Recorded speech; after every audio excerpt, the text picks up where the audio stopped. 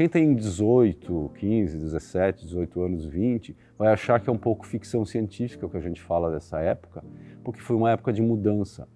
Os curtas gaúchos surgiram numa época em que a televisão tinha um poder extremo no meio social e na divulgação das coisas. Era um ponto muito forte. A internet estava, vamos dizer, começando e não tinha adquirido a dimensão que ela tem hoje e nem o alcance que qualquer pessoa, seja ligada ao audiovisual ou não, pode ter nas redes sociais. Junto com a situação que estava naquela época, assim, que o Rio Grande do Sul não tinha a dimensão cultural do seu próprio audiovisual, mas dentro de uma situação muito importante no Brasil de curtas-metragens, através de vários que tinham ganho prêmios internacionais e muita gente trabalhando, nós que sempre fomos ligados também a esses movimentos, procuramos, vamos dizer, colocar para a empresa um projeto de colocar audiovisual na casa das pessoas, já que estava muito bom o ambiente daquele momento. Quando eu falo bom, não é uma coisa absolutamente cultural, era uma coisa de mercado, de patrocinadores para uma TV aberta e um pouco de momento político para a gente conseguir forçar, sem aspas e com aspas, a entrada do audiovisual gaúcho. A Rede Globo, na época, deixou um espaço no sábado à tarde, opcional, para cada emissora colocar alguma programação local. E imediatamente a gente pegou esse espaço. Era um espaço que no Rio Grande do Sul substituía o Caldeirão do Hulk, que ficou sem entrar no ar aqui durante um ano, em função da nossa programação. E ele fez campanhas fortes para que os gaúchos pedissem que entrasse o Hulk e tirasse os curtas gaúchos. A gente começou então a fazer, no início, um pouco experimental. A gente tentou uma primeira, a gente que eu falo junto com a Alice e outras pessoas, o Raul ainda não estava, era muito jovem, tentou isso na década de 80, na metade. Mas naquela época a Rede Globo nos deixou colocar, desde que fosse de madrugada. A gente tem que salientar que a televisão acabava lá por meia-noite. A gente tentou isso, mas claro que não tínhamos patrocinadores, já que a RBS TV é uma emissora comercial, né? E então isso dançou. Ressurgiu no final dos anos 90, com dois, pelo menos, remanescentes, que foram Alice Urbim e eu, dessa época, e também com o Raul Costa Júnior, que é um cara que sempre foi interessado nessa expansão cultural. Ele tinha cargo de chefia dentro da RBS, o que é importante para fazer a costura dentro da própria direção para que ela aceitasse. Tinha momentos assim, tinha acontecimentos importantes do audiovisual gaúcho para tentar mostrar isso. E aí eu já vou começar andando um pouquinho. Aí a gente estava os três um dia e o Raul diz assim, vamos almoçar ali no Grêmio? Tu vê, né? Grêmio, hoje o dia do bicampeonato. Vamos almoçar ali, porque eu tive uma ideia. Eu falei, que ideia tu teve? Porque o Raul era muito cheio de ideias. E aí eu tive uma ideia, daí era eu, o Perim, ele, eu tive uma ideia. A ideia é o seguinte, quem sabe a gente vai trabalhar aí com curtas gaúchas, histórias daqui e tal. E aí a gente já tinha colocado, quando o Perim veio, a gente já estava fazendo, que foi, vamos dizer, o insight desse negócio, que chamava 20 gaúchos que marcaram o século XX. Uma relação de 20 nomes é, com certeza, muito curta, para ressaltar a importância de tantos gaúchos que sonharam e se dedicaram ao trabalho de construir o Rio Grande. Mas, através deles, a nossa homenagem a todos que constroem diariamente a nossa história. Uma vida não basta ser vivida, também precisa ser sonhada. A frase é de Mário Quintana, e é com a vida desse grande poeta que a série 20 gaúchos que marcaram o século XX começa a revelar a lista mais esperada do século. Os curtas gaúchos estrearam dia 31 de julho de 1999, com uma série chamada 20 gaúchos que marcaram o século XX. Eu posso continuar descrevendo, se vocês quiserem.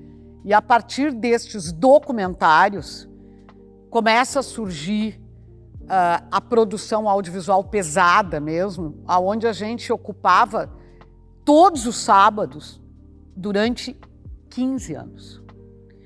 Então, por isso que hoje o acervo da RBS, ele tem praticamente 800, 900 curtas-metragens. Mas o início desse negócio todo, antes do Raul ter essa ideia genial, o Peri e eu estávamos, como é que a gente vai botar? A gente precisa botar a curta no ar, a gente precisa botar a curta no ar. E a gente não tinha condições de fazer esses curtas. Então, a primeira coisa era pensar, mas existem curtas-metragens. Então, vamos conversar e vamos tentar botar, vamos fazer exibição especial. Se der tudo errado, ninguém vai saber, porque foi só 1 no ar, 2 no ar, 3 no ar, 4 no ar. Aí chamamos os nossos amigos, Zé Vitor Castel, Nora Goulart e Werner Schinemann. Era um cara desconhecido em televisão, mas muito conhecido já em cinema, que era o Werner Schinemann, né? A gente colocou para apresentar, para ficar de uma forma, para se estabelecer uma relação com o público. Aí conversamos com ele, tá, e aí, o que vocês acham? Vocês acham que pode dar certo esse negócio? Óbvio que pode, eu acho que dá. Tá, mas aí, quanto que a gente tem que pagar, como é que é, pereré. Aí, exibição especial, Ilha das Flores, 12h20. A gente cortava o Jornal do Almoço ao meio no sábado. Pô, será que vai dar certo? E o Werner já tinha anos de cinema, prêmios, presidente das associações de cinema, enfim, ele tinha uma grande já participação, dirigia publicidade, fazia coisas assim, e ele passou a apresentar os curtas gaúchos para fazer essa ponte com o público. Se pode fazer? Na estreia do primeiro, o porteiro do prédio dele disse assim, agora eu sei onde é que o senhor trabalha, seu Werner. Era a televisão. A RBS TV inicia hoje a série Curtas Gaúchos, com o filme Ilha das Flores, do porto-alegrense Jorge Furtado. Aliás, é a primeira vez que Ilha das Flores é exibido para todo o Rio Grande do Sul. Bom, você, depois dos comerciais, vai assistir na íntegra o filme Ilha das Flores, um dos mais premiados curtas gaúchos.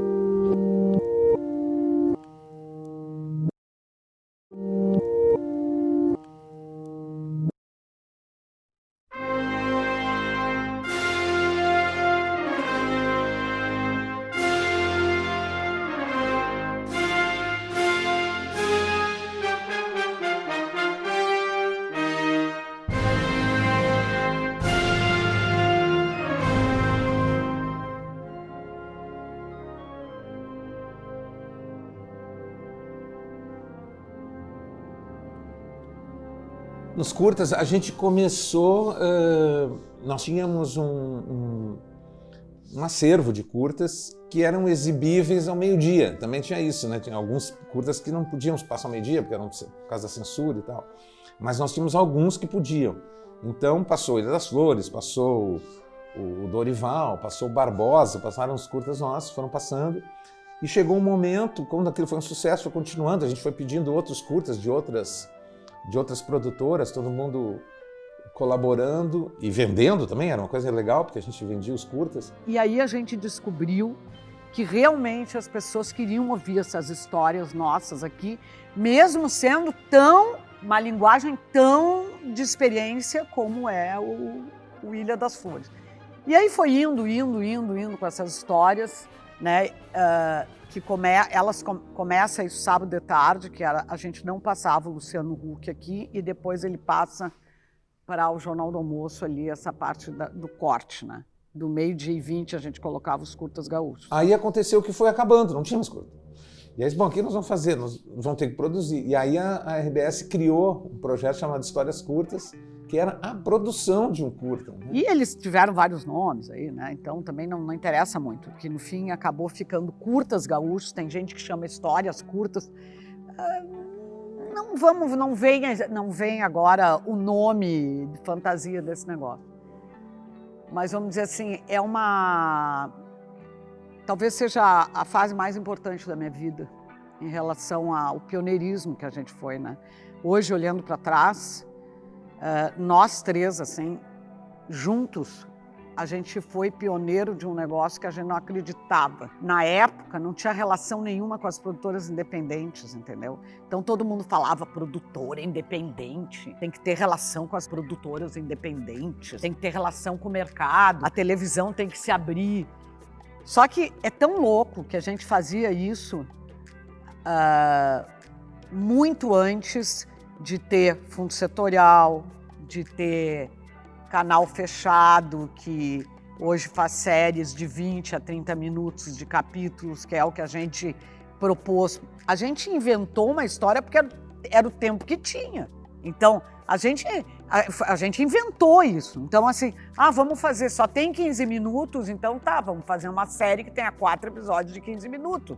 Vamos fazer uma série que tenha 6 episódios de 15 minutos. Então, assim, eu acho que é um período do audiovisual no Rio Grande do Sul que, se hoje a gente olhar os currículos de todas as pessoas do final dos anos 90 para o início dos 2000 e até 2014, todo mundo teve uma passagem pelos Curtas Gaúchos de algum jeito. Ou ele foi câmera, ou ele foi assistente de direção, ou ele foi roteirista, ou ele foi diretor, ou ele foi produtor de objeto. Alguma coisa ele passou. Então, quando termina, tem um vazio da produção, certo?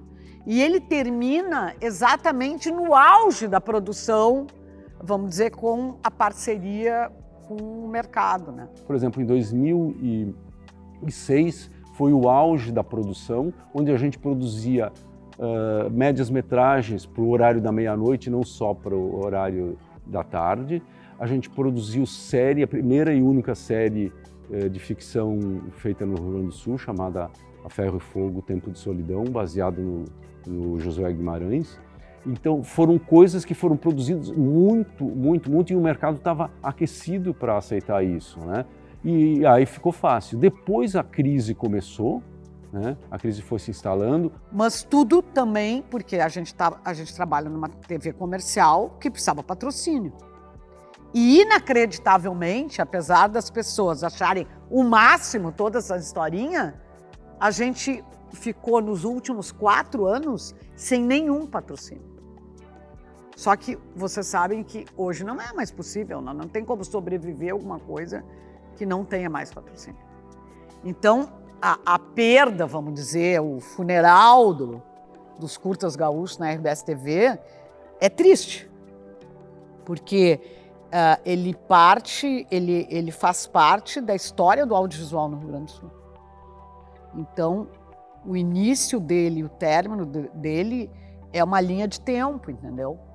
E a gente nota que, a partir disso, também teve um desaquecimento nessa produção, né, de curta-metragem. Mas eu acho que eu falei muito.